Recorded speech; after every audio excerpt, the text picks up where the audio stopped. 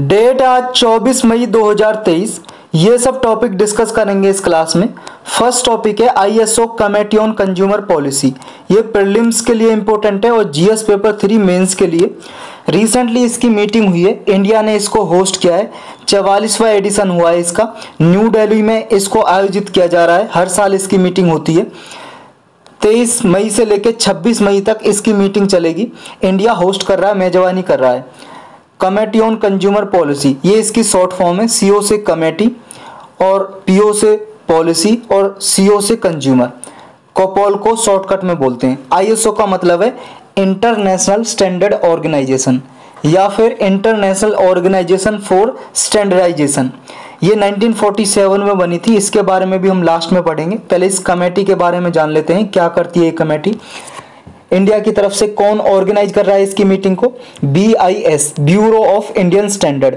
ये एक statutory body है, सांविधिक संस्था है इंडिया की। 1986 में एक एक्ट बनाया गया था जिसके थ्रू इसको बनाया था। फिर इस एक्ट में 2016 में कुछ अमेंडमेंट कर दिया और नया एक्ट बना दिया 2016 में। तो 2016 के एक्ट के थ्रू ये बनी हुई है ब्यूरो ऑफ इंडियन स्टैंडर्ड।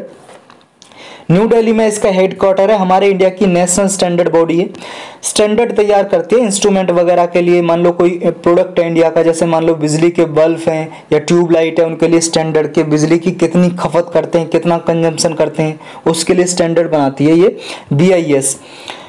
जो ये मीटिंग होती है, मीटिंग में देखा जाता है कि ग्लोबल इकोनॉमी पे क्या इम्पैक्ट पड़ रहा है और लोगों की लाइफ पे क्या इम्पैक्ट पड़ रहा है। और इसमें देखो कंज्यूमर के इंटरेस्ट ध्यान में रख के इसमें डिसीजन लिए जाते हैं कि कंज्यूमर का इंटरेस्ट जो है वो प्रोटेक्ट हो। जो आईएसओ कोपेल को है, मेजर इंटरनेशनल इवेंट को इसमें काउंट किया जाता है। और इसमें देखो बहुत सारे और मेंबर हैं, वो भी आके पार्टिसिपेट करते हैं। और आईएसओ के जो मेंबर कंट्रीज हैं, जो इंटरनेशनल स्टैंडर्ड ऑर्गेनाइजेशन है उसके जो मेंबर हैं वो ही इस कमेटी में होते हैं। जो आईएसओ की एक कमेटी है, कमेटी ऑन कंज्यूमर पॉलिसी, इस कमेटी में वो रिप्रेजेंटेटिव होते हैं। डिफरेंट कंट्रीज से आते हैं और पूरे वर्ल्ड के लिए स्टैंडर्ड बनाते हैं कंज्यूमर के लिए। तो ये committee on consumer policy committee है आईएसओ की, इंटरनेशनल ऑर्गेनाइजेशन फॉर स्टैंडर्डाइजेशन या इंटरनेशनल स्टैंडर्ड ऑर्गेनाइजेशन। ये कंज्यूमर इंटरेस्ट को वर्ल्ड वाइड प्रोटेक्ट करती है, प्रमोट करती है कि कंज्यूमर के साथ धोखाधड़ी ना हो। कोई मान लो कंज्यूमर को धोखा देके कोई चीज़ ना बेचे या फिर गलत बोल के चीज़ बेचे कि इसमें ये है, ये इससे ये हो जाएगा। मतलब मान लो कोई प्रोडक्ट है, उसको बोला कि आप इस प्रोडक्ट को लोगे तो आपको इतनी कैलोरीज मिलेंगी, या मान लो उसमें प्रोटीन ज़्यादा और उसमें ऐसा कुछ है नहीं। इस तरह से ये स्टैंडर्ड तैयार करती है कि कंज्यूमर के साथ धोखाधड़ी ना हो और कंज्यूमर के इंटरेस्ट को प्रोटेक्ट किया जा सके। इंटरनेशनली ये बनाती है। जो कोपोल के मेंबर हैं इस कमेटी के, वो सारे मेंबर हैं जो आईएसओ के मेंबर हैं। और आईएसओ क्या है? इंटरनेशनल स्टैंडर्ड ऑर्गेनाइजेशन या इंटरनेशनल ऑर्गेनाइजेशन फॉर स्टैंडर्डाइजेशन। ये एक एनजीओ है, इंटरनेशनल नॉन गवर्नमेंटल ऑर्गेनाइजेशन, गैर सरकारी संस्था है ये। इसमें 168 कंट्रीज के लगभग इसमें पार्टिसिपेट करती हैं। उनकी नेशनल स्टैंडर्ड बॉडी, जैसे हमारे इंडिया की BIS है, वो इसमें पार्टिसिपेट करती है आईएसओ में। एनजीओ है, गैर सरकारी संस्था। और इसका हेडक्वार्टर कहाँ पे है? जेनेवा में है। स्विट्जरलैंड में एक शहर है जेनेवा, वहाँ पे। और 1947 में बनाई थी। और इंडिया तब से ही इसका मेंबर है, फाउंडिंग मेंबर है इसका, तब से ही जब से ये बनी थी। वर्ल्ड वाइड ये देखो diverse range of business, social sector के लिए क्या इम्पैक्ट पड़ता है, उसके लिए स्टैंडर्ड तैयार करती है ये आईएसओ। तो यही था इसके बारे में। नेक्स्ट टॉपिक है थिरुकुराल। थिरुकुराल या इसको शॉर्टकट में कुराल भी बोलते हैं, कुराल।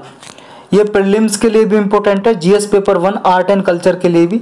इंडियन प्राइम मिनिस्टर ने अभी पापुआ न्यू गिनी एक कंट्री है, उसके प्राइम मिनिस्टर के साथ ये जो थिरुकुराल तमिल टेक्स्ट है, एक बुक है तमिल भाषा में जो लिखी हुई है, उसको टॉक पीसिन लैंग्वेज में ट्रांसफर किया है, मतलब कन्वर्ट किया, रिलीज किया है अभी। टॉक पीसिन लैंग्वेज में ये बुक लिखी गई। टॉक पीसिन पापुआ न्यू गिनी की लैंग्वेज है, भाषा है। जैसे हमारे इंडिया में भाषा बोली जाती हैं बहुत सारी, ऐसे टॉक पिसिन लैंग्वेज भाषा बोली जाती है पापुआ न्यू गिनी में। और ये पापुआ न्यू गिनी कहाँ पे है? ये आप देख सकते हो वर्ल्ड मैप पे। यहाँ आप देख रहे हो ये ऑस्ट्रेलिया के देखो नदन साइड में ये है Papua New Guinea, Pacific ocean में है ये कंट्री। और इसकी जो लैंग्वेज है टॉक पेशियन लैंग्वेज, इस भाषा में तिरुक्कुराल जो बुक थी उसको रिलीज किया गया है, इस वजह से तिरुक्कुराल न्यूज में थे। ये तिरुक्कुराल है, ये तमिल भाषा में सैक्रेड कपलेट है, मतलब पवित्र दोहे, जैसे कबीर के दोहे होते हैं ना, ऐसे ये तिरुक्कुराल दोहे हैं, कपलेट हैं। एक बुक लिखी हुई है जिसको तिरुक्कुराल भी बोलते हैं या कुराल भी बोलते हैं। और किसने लिखी थी ये बुक? राइटर का नाम है थिरुवल्लुवर ने लिखी थी। 2nd सेंचुरी बीसी से 5th सेंचुरी बीसी के बीच में ये पूरा टाइम पीरियड है जो इसके बारे में बताती है। इसमें देखो तमिल कल्चर और लाइफ है जो उसका मतलब प्रभाव देखने को मिलता है कि क्या प्रभाव है, इन्फ्लुएंस था इसका। और इसमें 1330 कपलेट लिखे हुए हैं, कुराल लिखे हुए हैं, और ये बताते हैं कि गवर्नेंस क्या थी उस टाइम की, 2nd सेंचुरी बीसी से लेके 5th सेंचुरी एडी तक या सी तक, या वहाँ पे जो एथिक्स था क्या था, लव, स्पिरिचुअलिटी के बारे में, लाइफ के बारे में भी ये बताती है। इसकी जो बुक है, इसकी जो थीम है 3 सेक्शन में डिवाइड की हुई है। एक है आरम, इसका मतलब है वर्च्यू, यानी कि नैतिकता, गुण के बारे में बताती है, लोगों में कैसे गुण, नैतिकता होनी चाहिए। दूसरी थीम है इसकी पौरुल, यानी कि वेल्थ, कि कैसे इकोनॉमी काम करती है और कैसे इकोनॉमी को आगे लेके जाया जा सकता है, इसके बारे में बताती है। थर्ड सेक्शन है इनबाम या लव बोलते हैं, यानी कि लोगों के बारे में कैसे हार्मनी हो, कैसे लव हो, कैसे एक दूसरे की रेस्पेक्ट करें, इसके बारे में बताती है बुक। तो यही था इसके बारे में। नेक्स्ट टॉपिक है इंटरनेशनल म्यूजियम एक्सपो 2023। ये देखो अभी एक एक्सपो हो रहा है, एक तरह से ये समझ लो कि जैसे शोकेसिंग की जाती है ना म्यूजियम में, इस तरह से ये एक्सपो हो रहा है। प्राइम मिनिस्टर ने इनॉग्रेट किया, इसको शुभारंभ किया न्यू दिल्ली में। कब किया? 18 मई को, जब इंटरनेशनल म्यूजियम डे होता है। 18 मई को होता है इंटरनेशनल म्यूजियम डे, अंतरराष्ट्रीय संग्रहालय दिवस। म्यूजियम को हिंदी में बोलते हैं संग्रहालय। ये 47th इंटरनेशनल म्यूजियम डे था 18 मई 2023 को। यहाँ न्यू दिल्ली में ये एक्सपो इनॉग्रेट किया, शुभारंभ किया। प्रीलिम्स के लिए इंपॉर्टेंट है और जीएस पेपर 2 और 3 के लिए भी, और फर्स्ट में भी पूछा जा सकता है। इंडिया ने यहाँ पे कहा कि वर्ल्ड का सबसे बड़ा म्यूजियम इंडिया बनाएगा आने वाले समय में, जिसका नाम होगा युग युगीन भारत। इसमें 5000 ईयर्स पुरानी इंडिया की हिस्ट्री को शोकेस किया जाएगा। मतलब कुछ मान लो हिस्टोरिकल बुक हैं या कुछ हिस्टोरिकल मान लो मूर्तियां हैं, वो इसमें रखी जाएंगी। इस तरह से 5000 साल पुरानी हिस्ट्री को यहाँ पे शोकेस किया जाएगा इस संग्रहालय में, म्यूजियम में। तो म्यूजियम क्या होता है आप जानते हो, संग्रहालय बोलते हैं ऐसा प्लेस जहाँ पे कुछ चीज़ों को प्रिजर्व करके, संजो के रखा जाता है, कलेक्ट करके रखा जाता है, शोकेस किया जाता है। वो चाहे उनकी कल्चरल, हिस्टोरिकल, आर्टिस्टिक या साइंटिफिक सिग्निफिकेंस हो सकती है, इंपॉर्टेंस हो सकती है। चाहे हमारे हिस्ट्री से रिलेटेड हो, चाहे संस्कृति से रिलेटेड हो, चाहे कोई साइंटिफिक सिग्निफिकेंस हो। इंटरनेशनल म्यूजियम डे हर साल 28 मई को मनाया जाता है ताकि लोगों में म्यूजियम के बारे में अवेयरनेस बढ़े, जागरूकता बढ़े। एक इंटरनेशनल काउंसिल ऑफ म्यूजियम है, ये 1946 में बनाई थी, हेडक्वार्टर इसका पेरिस में, फ्रांस की कैपिटल। ये एक एनजीओ है, नॉन गवर्नमेंटल ऑर्गेनाइजेशन, यानी कि गैर सरकारी संस्था। इसमें देखो एथिकल स्टैंडर्ड बनाए जाते हैं वर्ल्ड वाइड म्यूजियम के लिए, कि म्यूजियम को किस तरह से प्रोटेक्ट किया जाएगा, किस तरह से जो इलीगल एक्टिविटी होती है या इलीगल ट्रैफिकिंग होती है कल्चरल ऑब्जेक्ट की, यानी कि जैसे कोई मूर्ति चुरा ली जाती है किसी देश से और ले जाई जाती है, इसको रोकने के लिए ये प्रैक्टिकल एक तरह से स्टैंडर्ड तैयार करती है, बनाती है international council of museum, NGO है, याद रखना। ये म्यूजियम की इंपॉर्टेंस क्या है? म्यूजियम की देखो इंपॉर्टेंस ये है कि मान लो किसी को कोई रिसर्च करनी हो, कोई चीज़ एक्सप्लोर करनी हो, कुछ चीज़ों को सीखना हो, पास्ट से कुछ सीखना हो, तो म्यूजियम में जाके वो इन चीज़ों के बारे में पता लगा सकते हैं। हिस्ट्री के बारे में कि ह्यूमन हिस्ट्री कैसे रही, जैसे मान लो हड़प्पा सभ्यता है, हड़प्पा सिविलाइजेशन, उसके बारे में पता लगाना हो तो म्यूजियम में जहाँ भी हड़प्पा के जो अवशेष रखे हुए हैं, रिमेन्स रखे हुए हैं, उससे रिलेटेड बुक हैं, ये सब कुछ आप रिसर्च कर सकते हो वहाँ पे जाके। तो फ्यूचर के बारे में भी एक सेंस ऑफ ड्यूटी एक जनरेट करता है लोगों के बीच में म्यूजियम। इंडियन गवर्नमेंट के क्या इफर्ट हैं म्यूजियम के लिए? देखो बहुत सारी ऐसी चीज़ें हैं जो हमारे इंडिया से चोरी हो गई थी और दूसरी कंट्री में पहुंच गई थी, तो इंडिया ने उनको वापस लेके आया इंडिया। जैसे एक अन्नपूर्णा का स्टैचू था, मूर्ति थी, ये बनारस से चोरी हुई थी, कनाडा से इसको वापस लेके आया इंडिया। एक गुजरात से महिषासुर मर्दिनी के स्टैचू चोरी हो गया था, इसे न्यूयॉर्क से लेके आए हम 2018 में वापस। एक चोला नटराज आइडल चोरी हो गया था, इसे ऑस्ट्रेलिया से वापस लेके आया इंडिया।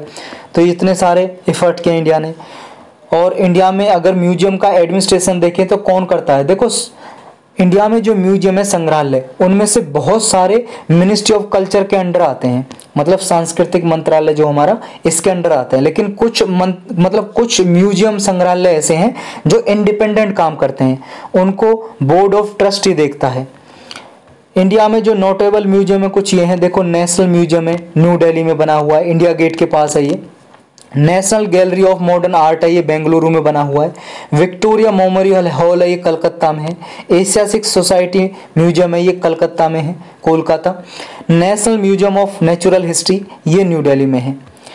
तो यही था इसके बारे में। नेक्स्ट टॉपिक है link death and birth register. ये प्रीलिम्स के लिए भी इंपॉर्टेंट है और जीएस पेपर 2 के लिए।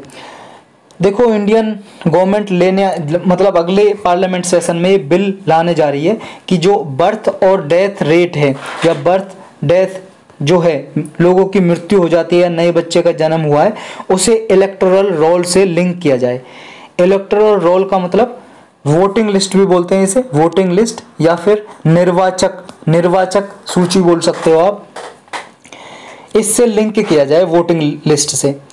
इसकी ज़रूरत क्या है, देखो अगर मान लो किसी की डेथ हो जाती है या बर्थ हो जाती है, उसका जो बर्थ सर्टिफिकेट है, डेथ सर्टिफिकेट है, उसको आसानी से प्रिजर्व करके रखा जा सकता है और डेवलपमेंट वर्क के लिए उसे यूज किया जा सकता है। और जब ये डेटा होगा किसी की बर्थ का या डेथ का, तो बहुत सारी जो स्कीम होती हैं उससे लिंक किया जा सकता है। जैसे नए बच्चे का जन्म हुआ, बहुत सारी स्कीम है, तो उसको स्कीम का लाभ देना है किसी नवजात शिशु को, तो उसे दिया जा सकता है। जैसे एग्जाम्पल के तौर पे मान लो अगर कोई लड़का है या लड़की है, कोई भी पर्सन है, वो 18 साल का हो गया, तो इलेक्शन कमीशन ऑटोमेटिकली उसका वोटिंग कार्ड बना देगा, जो वोटर कार्ड है। उसे जाने की ज़रूरत नहीं है, ना ही उसे अपना कोई मान लो अब एप्लीकेशन डालने की ज़रूरत है, अपने आप उसका वोटर कार्ड बन के तैयार हो जाएगा और घर पे आ जाएगा। अगर किसी की डेथ हो जाती है और फिर सेंसर रजिस्ट्रार है जो, उसको पता चल जाता है, तो वो फिर घर पे उसके नोटिस भेजेगा, उसे कहेगा कि भाई साहब आपके घर में इस आदमी की डेथ हो गई है, अगर ये सही है तो आप 15 दिन के अंदर हमें बताओ, अगर आपने नहीं ऑब्जेक्ट किया तो हम इसका नाम डिलीट कर देंगे, वोटिंग लिस्ट से या पॉपुलेशन लिस्ट से हटा देंगे। अगर वो आदमी नहीं मरा है तो जिस फैमिली के पास नोटिस जाएगा 15 दिन के अंदर ऑब्जेक्ट कर सकता है, विरोध कर सकता है कि ये हमारा आदमी मरा नहीं है, ये गलत इन्फॉर्मेशन आई है। तो इस तरह से ये डेथ और डेथ के टाइम पे वोटर लिस्ट है उससे भी नाम हटाया जा सकता है आसानी से। अगर बर्थ होता है तो रजिस्टर हो जाएगा और 18 साल के बाद ऑटोमेटिकली उसका वोटिंग कार्ड बन जाएगा, वोटर कार्ड बन जाएगा। और क्या यूनिक फीचर होंगे इस बिल के, देखो जियो फेंसिंग कर दी जाएगी ब्लॉक्स की। जैसे मान लो सेंसस की जाती है जनसंख्या, जो सैंपल रजिस्ट्रेशन सिस्टम है उसके अंदर एक एरिया कवर किया जाएगा और उस एरिया को दे दिया जाएगा कि इस एरिया में ये एरिया इतना है, ये एरिया इतना है, इसके लिए एक ये बंदा है, ए बंदा, इसके लिए ये यहाँ पे सेंसस कंडक्ट करेगा, मतलब जनसंख्या की गिनती करेगा और इस एरिया के ये करेगा। तो जब ये हमारे पास पूरा डेटा होगा बर्थ और डेथ का और इसको वोटर लिस्ट से कनेक्ट कर देंगे, तो ये आसानी होगी जियो फेंसिंग करने में। यानी कि जियो फेंसिंग का मतलब ये है, ये बाउंड्री क्रिएट कर दी, अब ये ए बंदा यहीं पे करेगा पूरी इनोमरेशन। कभी ऐसा होता था, मान लो ये एरिया है, यहाँ पे कुछ ओवरलैप कर रहा है एरिया, तो ये वाले एरिया का ए सोचता है कि बी वाला बंदा जो कर रहा है गिनती ये करेगा, और बी वाला ए पे छोड़ देता है, जो छोड़ देता है। जब ये बहुत सारे जो एरिया है ना खाली रह जाते हैं, उनकी जनसंख्या हो ही नहीं पाती है। तो इस तरह के जो होते हैं ना लूप होल, इनको कवर किया जाएगा इसके थ्रू। बर्थ रेट और डेथ रेट तो आप जानते हो क्या होता है, 1000 लोगों में कितने लोग मरे हैं एक पर्टिकुलर टाइम में, जनरली 1 साल के लिए मेजर किया जाता है। यानी कि 1 साल में 1000 लोगों में कितने लोगों का जन्म हुआ है, तो इसे बोलते हैं बर्थ रेट। ये फर्टिलिटी लेवल को इंडिकेट करने का काम करता है। डेथ रेट यानी कि मृत्यु दर, इसे मोर्टेलिटी रेट भी बोलते हैं। मोर्टेलिटी रेट यानी कि मृत्यु दर, 1000 लोगों में 1 साल में कितनी डेथ हुई है, कितनी मृत्यु हुई है, उसको बोलते हैं डेथ रेट। इससे क्या है, जो पॉपुलेशन की मोर्टेलिटी या डेथ अक्रेंस हो रही है उसको रिप्रेजेंट करता है ये। सेंसस आप जानते हो, जनसंख्या। जनसंख्या क्या होती है, पॉपुलेशन सेंसस। देखो जनसंख्या लोगों के बारे में जो इन्फॉर्मेशन है, कितने लोग हैं उनके बारे में इन्फॉर्मेशन को कलेक्ट करना, कंपाइल करना, एनालाइज करना और डिसेमिनेट करना। ये सब आता है सेंसस में, और इसको एक वेल डिफाइंड मैनर में हमारे एक रखा जाता है संजो के कि कितने पर्सन है हमारी कंट्री में एक स्पेसिफिक टाइम में। इसके लिए नोडल मिनिस्ट्री कौन सी यानी कि कौन कंडक्ट कराता है हमारे इंडिया में सेंसस? होम मिनिस्ट्री कराती है। होम मिनिस्ट्री के अंदर गृह मंत्रालय के अंदर ये दो ऑफिस हैं, ये ऑफिस ऑफ रजिस्ट्रार और office of registrar general and census commissioner, ये जो ऑफिसर हैं ये कराते हैं हमारे इंडिया में जनसंख्या की गिनती यानी कि सेंसस। हमारे इंडिया में कोई एक्ट है जिसके थ्रू कराई जाती है, एक्ट का नाम है सेंसस एक्ट 1948। ये एक्ट के थ्रू कराई जाती है जनसंख्या की गिनती। कॉन्स्टिट्यूशन में आर्टिकल है आर्टिकल 246, और सेंसस कंडक्ट कराने की जिम्मेदारी इंडियन गवर्नमेंट की होती है यानी कि सेंट्रल गवर्नमेंट की, स्टेट गवर्नमेंट की नहीं होती, सेंट्रल गवर्नमेंट कराती है। आर्टिकल 246 भी दिया हुआ है इसके लिए। ये यूनियन सब्जेक्ट आता है, पॉपुलेशन सेंसस है जो पॉपुलेशन सेंसस, और 69th सूची में आता है जो 7th शेड्यूल है, उसमें देखो 3 लिस्ट दी हुई है, यूनियन लिस्ट, स्टेट लिस्ट और कंकरेंट लिस्ट। यूनियन लिस्ट की 69th नंबर पे आता है पॉपुलेशन सेंसस। हमारे इंडिया में हर 10 साल में होती है। 2011 में हुई थी पिछली सेंसस, इस साल की सेंसस 2021 में होनी थी, लेकिन 2021 में हो नहीं पाई कोविड की वजह से, कोरोना की वजह से, और अभी पेंडिंग पड़ी है। 2023 चल रहा है, अभी तक सेंसस पूरी कंडक्ट हो नहीं पाई है, चल रहा है प्रोसेस। सबसे पहली सेंसस कब हुई थी? देखो 1872 में हुई थी हमारे इंडिया में, जब ब्रिटिश इंडिया था, ब्रिटिश के गुलाम था इंडिया। 1872 में ये कंप्लीट नहीं हो पाई थी। जो कंप्लीट और सिंक्रोनस पूरे ऑल इंडिया लेवल पे सेंसस हुई थी, जनसंख्या की गिनती, वो 1881 में हुई थी। उसके बाद हर साल फिर हर 10 साल में, सॉरी हर साल नहीं, हर 10 साल में कराई जाती है सेंसस। तो यही था इसके बारे में। नेक्स्ट टॉपिक है परख। ये एक ऑर्गेनाइजेशन है, ये समझ लो असेसमेंट सेंटर है, नेशनल असेसमेंट सेंटर, यानी कि मूल्यांकन करता है कि एजुकेशन का, शिक्षा का मूल्यांकन करता है, एक ऑर्गेनाइजेशन की तरह, संस्था की तरह काम करता है। ये प्रीलिम्स के लिए भी इंपॉर्टेंट है और जीएस पेपर 2 के लिए भी, और एसएमए के टॉपिक में एजुकेशन से रिलेटेड टॉपिक आता है, उसमें आप एग्जाम्पल दे सकते हो परख का। मिनिस्ट्री ऑफ एजुकेशन ने एक वर्कशॉप कराई, एक मीटिंग कराई, उसमें ये कहा कि जो 60 स्कूल एग्जामिनेशन बोर्ड है हमारे इंडिया में, देखो आप सबको पता है स्टेट गवर्नमेंट है, उसके अलग अलग बोर्ड होते हैं एजुकेशन के। जैसे मान लो एमपी का स्कूल बोर्ड होगा, उसका नाम होगा एमपी स्कूल बोर्ड। जैसे पंजाब का तो पंजाब स्कूल बोर्ड, हरियाणा का तो हरियाणा बोर्ड का होगा, यूपी का तो यूपी बोर्ड होगा। तो इस तरह से अलग अलग बोर्ड हैं जो एग्जामिनेशन कराते हैं, उनके अलग अलग स्टैंडर्ड है, अलग अलग रूल्स रेगुलेशन है, और उनके जो सिलेबस है, क्लास में पढ़ाया जाता है सिलेबस, वो सिलेबस भी थोड़ा थोड़ा डिफरेंट होता है। तो ये जो सिलेबस डिफरेंट है और जो इनका बोर्ड का जो असेसमेंट करने का तरीका है, जैसे बच्चे को कितने नंबर दिए जाएंगे, इनको सिंक्रोनाइज करना परख के जरिए, इस ऑर्गेनाइजेशन के जरिए, ये इस वर्कशॉप में कहा गया। यानी कि जैसे अभी मान लो एमपी का कोई एग्जाम होगा 10वीं क्लास का या 12वीं क्लास का, हरियाणा का होगा या सीबीएसई बोर्ड का होगा 10वीं या 12वीं क्लास का, तो इनके जो नंबर है ना अलग अलग होते हैं। मान लो एमपी में 60% है किसी बच्चे के, और यहाँ पे 60% अच्छे माने जाते हैं। सीबीएसई बोर्ड से किसी के 90% है, वो भी अच्छे नहीं माने जाते। 95 96 से ऊपर ले आएगा तो वो अच्छे माने जाते हैं। तो अलग अलग असेसमेंट सिस्टम है, अलग अलग सिलेबस भी अलग है, नंबर देने का जो तरीका वो भी अलग है। तो इसमें एक सिंक्रोनाइजेशन हो, एकजुटता हो इसमें। तो परख का जो काम है ये एक नेशनल असेसमेंट सेंटर है, ऑर्गेनाइजेशन की तरह काम करता है और एनसीईआरटी के अंडर काम करता है, national council of education research and training, इसके अंदर ये काम करता है। यूनिफाई करने की जरूरत क्या थी? यूनिफाई करने की जरूरत यही है, देखो जो नंबर देने का तरीका है या सिलेबस है उसमें फेयरनेस नहीं है, इक्विटी नहीं है, अलग अलग डिफरेंट तरीका है सबका जो क्यूरिकुलम है, सिलेबस है वो भी अलग है, ग्रेडिंग सिस्टम भी अलग है। तो इसमें एक सिंक्रोनाइजेशन है, एक यूनिटी है, यूनिफिकेशन है। इसके लिए ये परख में ये डिस्कस किया गया। तो ये बताएगा कि क्वेश्चन पेपर किस तरह से होना चाहिए, असेसमेंट कैसे करोगे, किस तरह से आप नंबर दोगे, जो हाई स्टैक एग्जामिनेशन है उसका बर्डन किस तरह से रिड्यूस किया जाएगा, स्टूडेंट की प्रोग्रेस है वो सिर्फ नंबर पे ना काउंट हो बल्कि उसका ओवरऑल जो उसका माइंड है वो देखा जाए, इस तरह से आउटकम निकाली जाए, इस तरह से एक तरीका नया डेवलप किया जाएगा। तो परख क्या है हम ऑलरेडी जान चुके हैं। नेशनल एजुकेशन पॉलिसी जो 2020 की, इसी के अंडर ये परख लॉन्च किया गया ताकि नेशनल एजुकेशन पॉलिसी को ये इम्प्लीमेंट कर सके, लागू कर सके और स्कूल बोर्ड को एडवाइस कर सके कि हर स्कूल बोर्ड में कि किस तरह का असेसमेंट मूल्यांकन पैटर्न हो और किस तरह से बच्चों को मार्क्स दिए जाएं और स्कूल में रिसर्च को किस तरह से प्रमोट किया जाए। जो नेशनल अचीवमेंट सर्वे है और स्टेट अचीवमेंट सर्वे है जो स्कूल में होती है, उसकी तरह ये भी परख भी जो ऑर्गेनाइजेशन है, सेंटर है, ये भी लर्निंग आउटकम क्या है बच्चों की, उसके लिए एक सर्वे कराएगा ये और असेसमेंट करेगा। इसके असेसमेंट एरिया ये हैं: large scale assessment, school based assessment, examination reforms. तो यही है परख। नेक्स्ट टॉपिक है पैन जीनोम मैप। ये प्रीलिम्स के लिए भी इंपॉर्टेंट है और जीएस पेपर 3 मेंस के लिए। जीनोम आप जानते हो, जीनोम मतलब डीएनए की सारी इंफॉर्मेशन। हमारी बॉडी में सेल्स होती हैं, कोशिका बोलते हैं हिंदी में। सेल्स के अंदर न्यूक्लियस होता है, नाभिक, सेल के अंदर न्यूक्लियस, नाभिक, और नाभिक के अंदर डीएनए होते हैं बहुत सारे। डीएनए जो होते हैं उनमें इंफॉर्मेशन होती है पूरी बॉडी की, किस बंदे को किस तरह की डिसीज हो सकती है, ये इन्फॉर्मेशन भी होती है, किस तरह की बीमारी हो सकती है, कौन सा जीन किस बीमारी के लिए रेस्पॉन्सिबल है, और किस आदमी के क्या विशेषताएं हैं, कैसे बाल हैं उसके, किस तरह के उसकी आंखें हैं, किस तरह की उसकी बॉडी है, सारी इन्फॉर्मेशन डीएनए में होती है। तो ये पैन जीनोम मैप क्या है? ये देखो डीएनए की जो इन्फॉर्मेशन है उसको इकट्ठा करने का एक तरीका है।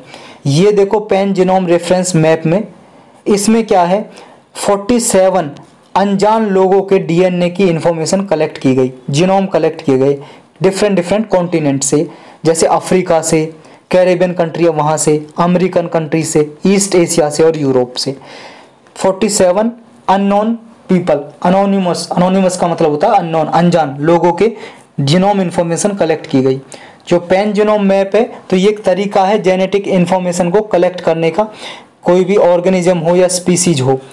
ये देखो एक इंडिविजुअल की इंफॉर्मेशन नहीं होती, बहुत सारे इंडिविजुअल की इंफॉर्मेशन होती है, जिससे कि जेनेटिक डाइवर्सिटी के बारे में पता चले कि ग्रुप जो डिफरेंट प्लेस पे जो लोग रहते हैं उनकी क्या क्या जेनेटिक इंफॉर्मेशन में क्या क्या अंतर है, क्या डिफरेंस है। तो जीनोम और जीनोम सीक्वेंसिंग क्या होती है ये आप जान चुके हैं कि हर एक बॉडी में, ह्यूमन बॉडी में सेल्स होती हैं, उसमें न्यूक्लियस होता है, उसमें डीएनए होता है, इनकी information, entire set of information है डीएनए की, इसे बोलते हैं ह्यूमन जीनोम। तो ये एक तरह से आइडेंटिटी कार्ड होता है आदमी का, जैसे आधार कार्ड होता है उसमें इंफॉर्मेशन होती है, ऐसे डीएनए आदमी का एक तरह से आधार कार्ड होता है जिसमें सारी इंफॉर्मेशन होती है। और ये जो जीनोम सीक्वेंसिंग होती है एक मेथड होता है जिसकी वजह से हम ATGC, ये जो बेस पेयर होते हैं डीएनए के, उनके बारे में हम पता लगा सकते हैं और अरेंजमेंट कर सकते हैं इनका। ATGC क्या होते हैं? देखो बेस पेयर होते हैं हर एक डीएनए में, डबल हेलिक्स स्ट्रक्चर होता है डीएनए का, इस तरह से डबल हेलिक्स स्ट्रक्चर, उसमें ये जुड़े होते हैं बेस पेयर। ये देखो थायमीन जुड़ा होता है एडिनिन से, T का मतलब थायमीन, A का मतलब एडिनिन, G का मतलब ग्वानिन और C का मतलब साइटोसाइन। ये जो जुड़े होते हैं, G C से जुड़ा होता है, A T से जुड़ा होता है, तो इनको अरेंजमेंट करना, ये सब कुछ प्रिसाइज तरीके से डिटरमाइन करना, ये सब कुछ होता है जीनोम सीक्वेंसिंग में। ये ह्यूमन जो डाइवर्सिटी है, अलग अलग लोग किस तरह से अलग अलग हैं, इनके बारे में पता लगाने के लिए जीनोम इन्फॉर्मेशन ली जाती है। वो उनमें कौन कौन सी बीमारी आगे हो सकती है इसके बारे में इंफॉर्मेशन पता लगाने के लिए। तो रेफरेंस जीनोम क्या है? रेफरेंस जीनोम में देखो एक इंडिविजुअल का, किसी स्पेसिफिक इंडिविजुअल की जेनेटिक इंफॉर्मेशन ली जाती है और इसमें जब नई जीनोम सीक्वेंस तैयार की जाती है तो उसको कंपेयर किया जाता है एक रेफरेंस मैप से, उसे रेफरेंस जीनोम बोलते हैं। तो जीनोम जो पैन जीनोम मैप है और रेफरेंस जीनोम है, इसमें फर्क क्या है? देखो रेफरेंस जीनोम में सिर्फ एक इंडिविजुअल की इंफॉर्मेशन ली जाती है, जीन की, डीएनए की, और पैन जीनोम मैप में बहुत सारे इंडिविजुअल की, जैसे 47 अनजान आदमी की इंफॉर्मेशन ली अभी जो ऊपर हमने डिस्कस किया। तो यही डिफरेंस है। प्रिंसिपल क्या होता है इसका, पैन जीनोमिक मैप का प्रिंसिपल यानी कि सिद्धांत यही होता है कि स्पीसीज के जो जीनोम है वो फिक्स्ड नहीं है, अलग अलग इंडिविजुअल के डिफरेंट अलग अलग तरीके से उनमें इंफॉर्मेशन है, अलग अलग डिफरेंट की जो मतलब जीनोम है अलग अलग हैं वो। और जेनेटिक वेरिएशन भी इनमें अलग अलग विशेषताएं बनाता है, अलग अलग डिसीज उन्हें हो सकती हैं, अलग अलग आदमी को अलग अलग बायोलॉजिकल करेक्टरिस्टिक्स हो सकती हैं, अलग अलग बायोलॉजिकल करेक्टरिस्टिक्स यानी कि विशेषताएं हो सकती हैं। तो पैन जीनोमिक मैप इंपॉर्टेंट क्यों हो गया? इंपॉर्टेंट इसलिए हो गया कि तो सारी इंफॉर्मेशन मिल जाती है क्या क्या अंतर हैं लोगों में ये पता लग जाता है, क्या क्या उनकी ह्यूमन डाइवर्सिटी है ये पता लग जाता है, उनके जीन किस तरह से इवोल्यूशन हो रहे हैं, किस तरह से आदमी चेंज होता जा रहा है ये पता लग जाता है, कौन कौन सी उन्हें बीमारी हो सकती हैं, कौन कौन सी बीमारी हैं जो उनके लिए दवाई बनानी है तो दवाई बनाने में भी आसानी हो सकती है। तो इसलिए इंपॉर्टेंट है पैन जेनोमिक रेफरेंस मैप। तो डिसीज़ के बारे में भी पता लग जाता है और उनके आसानी से पता लगाया जा सकता है। ये डायग्नोस्टिक मेथड बेटर तरीके से किया जा सकता है। डायग्नोस्टिक का मतलब किसी बीमारी का पता लगाना। तो पैन जेनोमिक मैप और इंडिया का क्या क्या संबंध है, इंडिया ने क्या पैन जीनोम मैप तैयार किए हैं। देखो करंटली जो पैन जीनोम मैप है वो जीनोम सीक्वेंस इंडियन की कलेक्ट नहीं करते, क्योंकि जो अभी ये पैन जीनोम मैप तैयार की गई है उसमें इंडियंस का नहीं लिया गया है।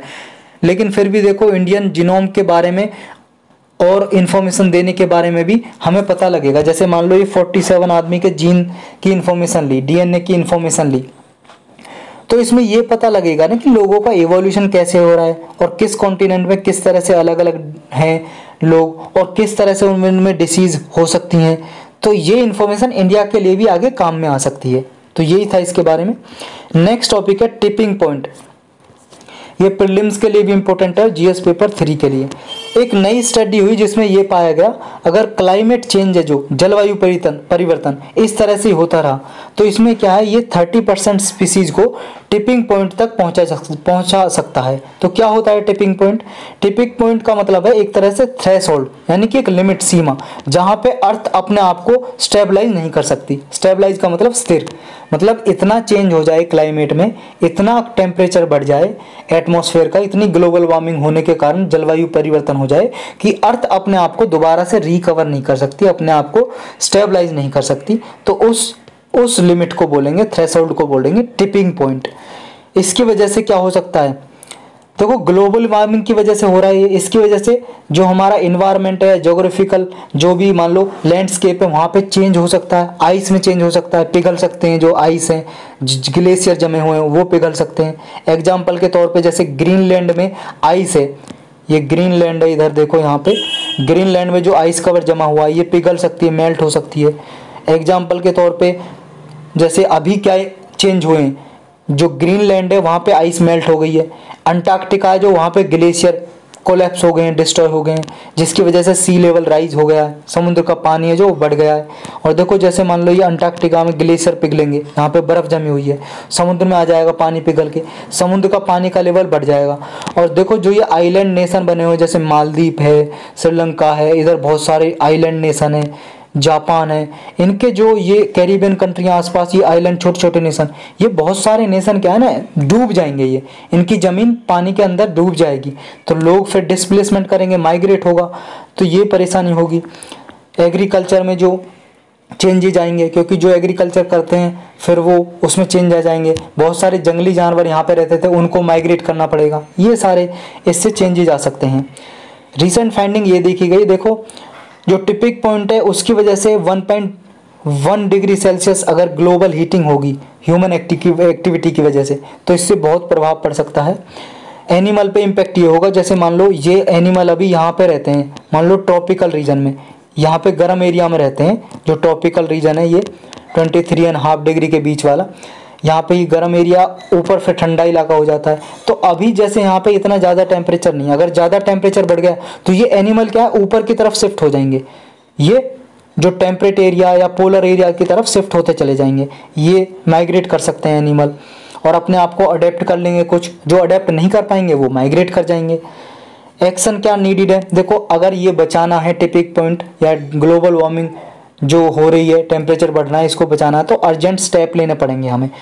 जो ग्लोबल वार्मिंग हो रही है उसको मिटिगेट करने के लिए, कार्बन इमिशन हो रहा है उसको कम करने के लिए, ताकि जो एक क्राइसिस आने वाला, संकट आने वाला फ्यूचर में, उसको रोका जा सके।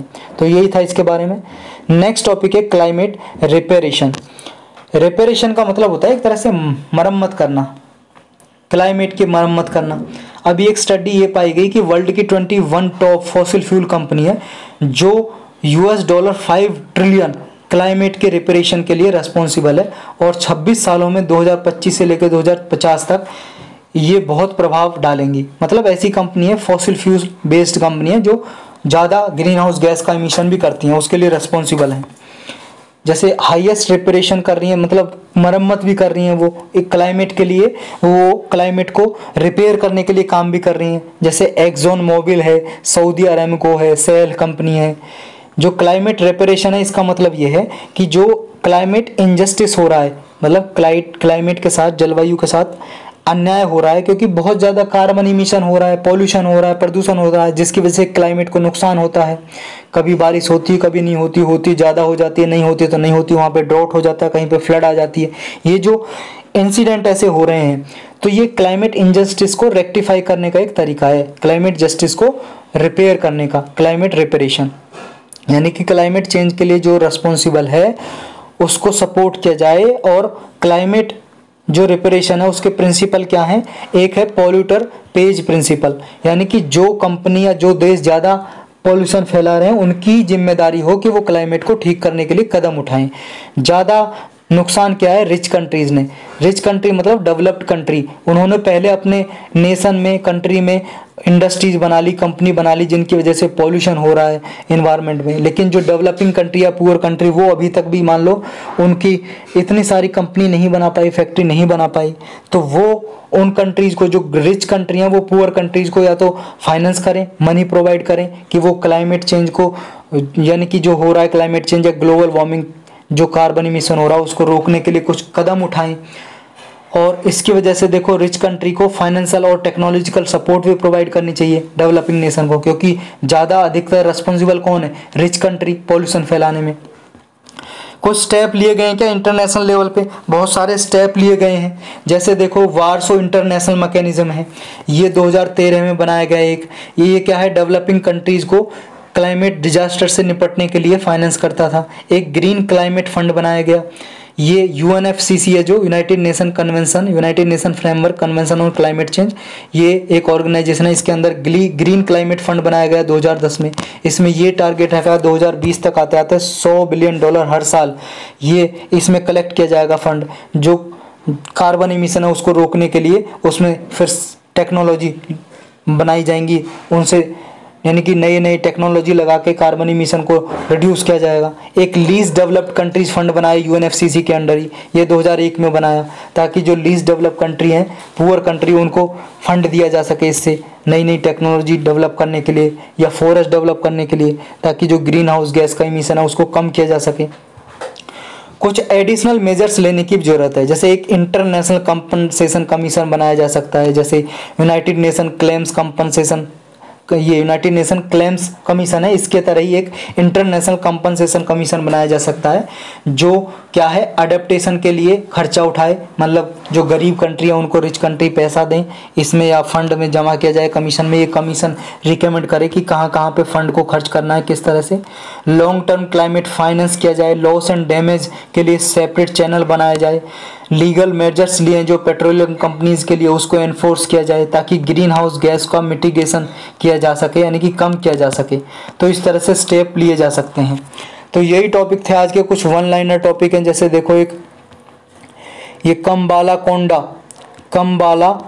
वाइल्ड लाइफ सेंचुरी, ये न्यूज में थी। कम्बाला कोंडा वाइल्ड लाइफ सेंचुरी कहाँ पे? वाइल्ड लाइफ सेंचुरी मतलब वन्यजीव अभ्यारण्य, ये विशाखापत्तनम में है, आंध्र प्रदेश में।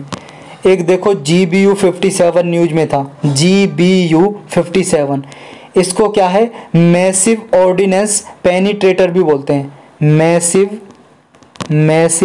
ऑर्डिनेंस का मतलब होता है हथियार वगैरह या आर्म्स वगैरह, वीपन्स वगैरह। ऑर्डिनेंस, अगर इस ऑर्डिनेंस में यहाँ पे आई लग जाए तो इसका मतलब हो जाएगा अध्यादेश, लॉ, कानून। तो ये ऑर्डिनेंस, मैसिव ऑर्डिनेंस है, ये ऑर्डिनेंस पेनिट्रेटर या फिर GBU 57। ये क्या है? ये अमेरिका का एक बॉम्ब है, लगभग ये 4000 किलो का बॉम्ब है, बहुत ज़्यादा डिस्ट्रॉय कर सकता है। ये अभी न्यूज में था। एक NVS-01 है, ये एक सैटेलाइट है। NVS ये नेविगेशन सैटेलाइट है, ये इसरो का है, इसरो इसको भेजने वाला है। ये देखो, इसको सपोर्ट करेगा जो हमारा नाविक सिस्टम है ना, नेविगेशन सिस्टम के लिए काम करता है, लोकेशन वगैरह बताता है नाविक सैटेलाइट। तो इसको सपोर्ट करने के लिए एक NVS-01 सैटेलाइट भेजना है, ये जाएगा, इसरो के द्वारा भेजा जाएगा। ये सैटेलाइट नेविगेशन सैटेलाइट है, याद रखना। एक नीति पास न्यूज में था। नीति पास, पास को हिंदी में दर्रा भी बोलते हैं, पहाड़ों से निकलने का रास्ते जो होते हैं पास, नीति पास। एक नीति वैली भी है नीति नाम से, नीति घाटी। ये कहाँ पे है? ये उत्तराखंड में है, उत्तराखंड। तो ये आपको याद रखना है। तो यही टॉपिक थे कुछ आज के।